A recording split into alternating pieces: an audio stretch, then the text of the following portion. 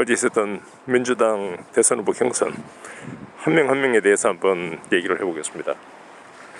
누구보다 먼저 어제 토론의 가장 큰 주목할 만한 인물은 블룸버그였습니다. 블룸버그는 잘 아시는 바와 같이 초기 4개 주 경선을 포기하고 3월 3일 선거인단 거의 40%의 획득이 결정되는 슈퍼 투스데이 스테이트에 한국 돈으로 치면은 한 5천억 정도의 돈을 광고비로 지불을 하면서 성공적으로 지지율을 올려서 어제 무대에 안착을 했고, 많은 사람들의 관심은 자, 블룸버그는 엄청난 돈을 가지고 지지율을 사는 데는 성공을 했다 하면은 토론에서 좋은 모습을 보여서 야, 이 사람이 정말 민주당 내 보수층의 지지를 대변하는 사람으로 우뚝 설 수 있을 것인가, 많은 사람들이 관심을 가지고 지켜봤는데요, 그 결과는 너무도 참담했습니다. 그 사람의 돈을 받는 많은 정치 컨설턴트들, 민주당의 보수 기득권층의 이익을 대변하는 많은 기득권 방송들에서조차도 블룸버그는 어제부로 끝났다라고 얘기하는 시각이 많았을 정도입니다. 텍스 리턴 관계되는 문제, 인종주의적인 그 정책 운영과 관계되는 문제, 그 여성 차별적인 문화 조장, 또 적절하지 못한 여성에 대한 언변으로 NDA를 맺고 그거에 대해서 이제 처리를 하고 공개를 하는 문제, 이런 모든 주요한 쟁점에서 블룸버그는 한 35초 정도로 요약해야 되는 답변조차도 제대로 요약하고 전달하지 못했습니다. 한편으로 이해가 가는 것이 그는 70조 정도의 자산가이고 코퍼레이트 하이어키에 너무나 위에 있는, 우리나라로 치면은 그 아주 성공한 1세대 창업자 그 레벨이고 하다 보니 밑에서 참모들이 이 토론 준비를 시키고 싶어도 제대로 된 토론 준비를 시킬 수가 없는 것이죠. 예를 들면 제대로 된 토론 준비, 또 다른 차원에서 제대로 된 그 인터뷰 준비라는 것은 어떤 것이냐, 비디오로 찍은 상태에서 예상되는 질문, 그것이 좋은 쪽이든 나쁜 쪽이든 질문을 하고 거기에 대해서 질문을 받아서 수정하고 다듬고 화면에 어떻게 나타나는지를 보면서 그 35초 혹은 1분짜리 주요한 코멘트들, 꼭 해야 될 얘기들을 만들어내는 겁니다. 또 동시에 이번 민주당 대선 후보 경선에는 6명 정도나 있어서 한 명한테 안배되는 시간이 많아봤자 15분, 16분 정도이기 때문에 그 많은 레토릭으로 16분을 의미있게 커버하는 것은 제 생각할 때는 그렇게 어려운 일이 아닙니다. 왜냐하면 2명, 3명이 하는 후보 토론이 아니었거든요. 하지만 너무나 안타깝게도 블룸버그는 이 기회를 모두 날려버리고 많은 기득권 언론조차도 야, 그가 쓴 4천억, 5천억의 광고비를 생각해 볼 때 너무나 준비를 안 했다, 이래가지고는 이 사람이 트럼프에 당당히 맞설 수 있는 사람으로 되기는 힘들겠다라고 많은 사람들이 생각을 했습니다. 두 번째로 엘리자베스 워렌 상원의에 대해서 보면은 어제는 정말로 엘리자베스 워렌의 날이었습니다.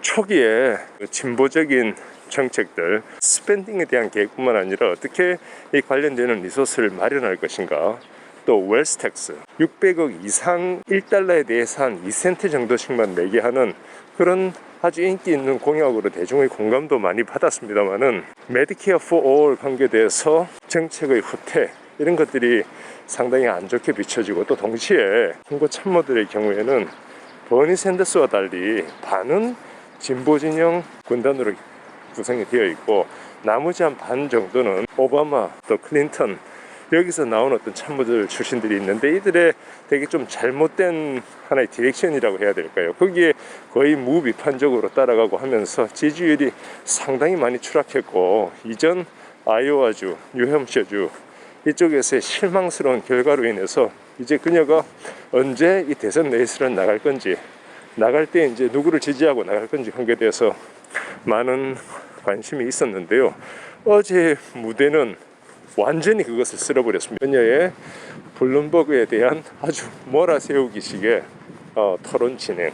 제 견지에서는 그 웰스파고 은행, 좀 부도덕한 리테일 뱅킹으로 소비자들을 기만한 이력이 있는 웰스파고 은행의 총재를 대상으로 상원 청문회를 통해서 한 7분 정도의 시간 동안 정말 매섭게 조목조목 따져가면서 몰아붙이던 그 장면은 지금도 많은 사람들의 뇌리에 남아있을 것 같아요. 당장은 엘리자베스 워렌이 정치 자금 모금에 있어서나 이후 슈퍼 투스데이 정도까지 가는 데 있어서는 의미 있는 발판을 마련했다라고 생각이 됩니다.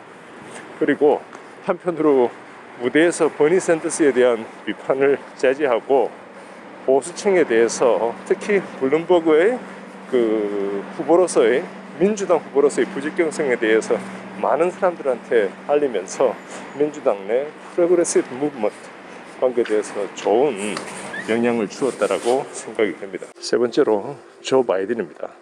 조 바이든은 아시는 바와 같이 최근 너무나 말도 안 되는 어처구니 없는 패배, 한편으로 많은 사람들이 이거를 예측했습니다. 하지만 기득권 언론에서는 계속 당선 가능성 측면에서 바이든을 계속적으로 몰아붙였죠. 하지만 이것은 결과적으로 처음 주에서 4등, 그 다음 뉴햄프셔 주에서 5등을 함으로써 이 사람의 당선 가능성 관계되는 어필은 더 이상 매력적이지 않게 되었고, 이 결과로 바이든의 지지도는 한없이 추락하고 있는 중이었습니다. 이 토론에서 민주당 내 중도 우파층의 지지 결집의 중심이 새롭게 등장하는 금권 정치의 선구자 블룸버그가 아니라 자기가 돼야 된다는 것을 강하게 어필을 해야 되는 순간이었는데, 한마디로 말씀드리면은 조 바이든 자체는 그렇게 이펙티브하지 못했습니다. 몇 개의 유의미한 장면은 있었습니다. 예를 들면은 스탑 앤 프리스크 불신 검문 관계에 대해서 블룸버그가 자신의 잘못을 알고 자신의 띵킹 프로세스에 의해서 문제점을 해결한 것이 아니고 정부에서 파견한 모더레이터에 의해서 문제점을 깨닫고 정책적으로 수정을 했다라는 부분, 그리고 이 모더레이터를 보낸 것이 이제 버락 오바마와 바이든이 속한 정부였다라는 부분을 설득한 그런 장면은 있었습니다. 하지만 큰 차원에서 보면은 스스로 유의미한 결과를 만들었다기보다는 다른 모든 사람들이 블룸버그에 대한 어택에 집중함으로써 또 그것이 유의미했고 블룸버그가 전혀 준비가 안 된 그런 상태였기 때문에 여기에 대한 반사의 이익을 한편으로 바이든이 얻었고, 바이든은 이후 지지율을 상승시키지는 못하겠지만 어느 정도 더 이상 블룸버그한테 빼앗기지 않을 수 있는 발판은 마련했다라고 생각이 됩니다. 다음으로 에이미 클로버처에 대해서 말씀드리겠습니다. 뉴햄셔주 대단히 좋은 토론의 퀄리티, 또 부드 지지를 익스피리언스적으로 아주 맹력하게 공격을 하면서 자신의 토론 퍼포먼스를 잘 만들어냈고, 뉴햄셔 좋은 경선 결과 이후 많은 사람들이 민주당 내 우파 진영에서 민주당 내 전체를 끌어안을 수 있는 화합의 하나의 표상으로 에이미 클로버처를 주목하기도 했었습니다. 제가 에이미 클로버처를 한편으로 너무 과소평가했다 라는 생각을 한편으로 하기도 했었습니다. 하지만 너무나 실망스러운 결과가 아닐 수 없었습니다. 두 가지 측면, 하나는 그녀가 미네소타주의 법무부 장관으로 재직하던 시절에 11살 흑인 꼬마의 피살 사건 관계에 대해서 구속시킨, 또 이 라이프타임 인 프리즌 무기징역으로 이렇게 선도한 한 명이 있었는데, 그 한 명에 대한 수사가 원천적으로 잘못되었다라는 여러 가지 알리게이션들이 나타나고 있고, 그것과 관계돼서 NCCAP 미국 내 주요한 흑인 단체 중의 하나에서는 그녀가 여기에 대한 책임을 지고 관련 모든 미국 대선 캠페인을 중단을 하라고 요구를 하는 상황이 있었고, 이거에 대해서 효과적으로 제대로 답변을 하지 못했습니다.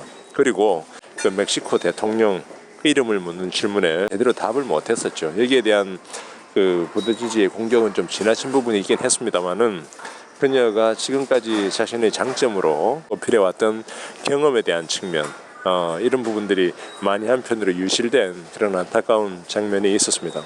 그리고 그 다음으로 부드지지, 이 사람은 제가 볼 때는 가장 과대평가된 그런 사람이다라고 말씀드리겠습니다. 대단히 일천한 정치적인 자산과 경험에도 불구하고 많은 백만장자들, 억만장자들이 이 사람을 원을 하고 있죠. 그러다 보니까 자신의 정치적인 방향도 많이 이제 진보적인 기조에서 후퇴를 했고, 실질적으로 이 사람 자체가 젊은이지만은 젊은 사람들의 지지를 전혀 이끌어내지 못하고 있다는 측면, 그리고 그 네바다주 또 노스캐롤라이나주 같이 유색인종 비중이 높은 지역 같은 경우에는 이 사람의 지지율이 조금 더 제한적일 거다라는 의심이 이렇게 많이 있었었고, 어제 토론에서 그것을 불식해야 되는 상황이었음에도 불구하고 한마디로 말씀드리면은 너무나 그 측면에서는 성공하지를 못했습니다. 부디주지를 생각할 때, 야, 이 사람 참 너무나 substance, 하나의 실체가 없는 그런 사람이다라는 생각을 합니다. 무슨 말이냐면 이런 거죠. 질문에 대해서 받으면은 그거에 대해서 답을 하는 것이 아니라 그것이 왜 중요한 질문인지에 대해서 모두가 다 알 수 있는 얘기를 아주 현란한 수사를 통해서 얘기를 합니다. 그리고 그거에 대한 자신의 견해나 답변 관계에 대해서는 아주 짧게 실질적으로 아무 의미 있는 얘기를 많이 하죠. 그래서 어제 토론에서 한편으로 엘리자베스 워렌 상원으로부터 의료보험제도 개혁과 관계돼서 파워포인트 수준의 아주 내용 없는 그런 정책밖에 없다라고 비난을 받은 바 있습니다. 부드티지는 제가 생각할 때는 아주 쉽게 네바다주랑 노스캐롤라이나에서 없어지는 후보가 될 것이 아닌가라고 생각하고, 그를 지지했던 46명, 47명의 빌리언의 클래스들은 다른 쪽으로 방향을 돌려야 될 것으로 생각을 합니다. 마지막으로 제가 너무 사랑하고 지지하는, 그리고 한국에서 이 사람에 대한 지지 그룹을 만들고 리드하지 않을 수 없는, 또 동시에 80년 이후 지속되어 온 이 자본 중심, 너무나 큰 대기업 중심, 너무나 많은 재산을 가진 사람들에 대한 혜택을 주는 방향 중심으로 진행되어 온 이 거대한 하나의 그 신자유주의 물결에 맨손으로 저항하면서 일관되게 자신의 목소리를, 자신의 지지 세력을 굳히게왔고, 지금 미국 전역에서 가장 존경받는 사능 항원 의원, 가장 선호되는, 지지받는 정치인으로 거론되는 버니 샌더스. 어제 버니 샌더스는 결론부터 말씀드리면 큰 저항 없이 자신의 기존 선발주자로서의 지지를 지켜갈 수 있는 상황이 되었고, 네바다주에서 아주 압도적인 승리로 나타날 것으로 생각을 합니다. 자, 지금 전철 타러 가는 길이라서 잠시 끊었다 다시 시작하겠습니다. 이번 토론이 안겨준 세 가지 의미에 대해서 한번 정리를 해보겠습니다. 첫 번째로, 블룸버그는 절대로 민주당의 전통적 지지층으로부터 감성적인 헌신, 전폭적인 지지를 받을 수도 없고, 그리고 설사 우여곡절 끝에 최종적인 민주당의 후보가 되더라도 트럼프에 맞서서 절대로 토론에서 싸워서 이길 수가 없다. 두 번째로, 엘리자베스 워렌은 기득권 세력에 맞서서 저항하고 보통 사람을 위해서 싸울 때 그때가 제일 의미 있고 멋있다. 그리고 세 번째로, 부드지지와 에미 크로바처, 백인 중심 지역에서 나름 의미 있는 선전을 거두었고, 거기에 기반해서 언론이 전폭적으로 밀어주고 하면서 의미 있는 모멘텀을 갖는 것처럼 보였지만, 이번 토론에서 나온 모습, 그리고 조금 있으면 나올 네바다주 경선 결과는 그 친구들을 조만간에 집으로 돌려보낼 것으로 생각을 합니다. 앞으로 그러면 전망되는 판세는 어떤 모습일 것인가? 가장 큰 시나리오는 결국 블룸버그의 엄청난 좌절스러운 디베이트 결과에도 불구하고 민주당 내 중도 우파 진영은 블룸버그를 중심으로 재결집할 것으로 예상이 된다. 그리고 좌파 진영은 엘리자베스 워렌 일부 세력 혹은 전부 세력 샌더스로 흡수되면서 샌더스를 중심으로 한 단일 대우가 강력하게 형성이 된다. 자, 블룸버그 한번 보시죠. 어제의 엄청나게 재앙이 가까운 실패를 만회하기 위해서 제가 생각할 때는 그 3월 3일 슈퍼 투스데이 전까지 한 또 2천억 정도를 써버릴 겁니다. 예, 그래서 모든 사람들이 이 장면을 기억하지 못하도록, 그리고 미국의 경우에는 상대적으로 한국처럼 정치를 팔로우하는 사람의 비중이 그렇게 많지 않아서 이 토론 방송을 본 사람의 숫자보다도 블룸버그의 광고를 여러 번 보는 사람들의 숫자가 압도적으로 많을 수밖에 없는 그런 사회입니다. 그래서 어제의 실수에도 불구하고 블룸버그는 그 모든 흔적을 덮어버릴 만큼의 또 다른 광고 물량 공세를 펼 가능성이 크고, 그래서 결국 3월 3일 이전 혹은 이후의 싸움은 블룸버그와 샌더스 중심으로 이뤄질 수밖에 없고, 그때부터가 실질적인 정면 승부의 시작이 될 가능성이 높다라고 말씀을 드리겠습니다.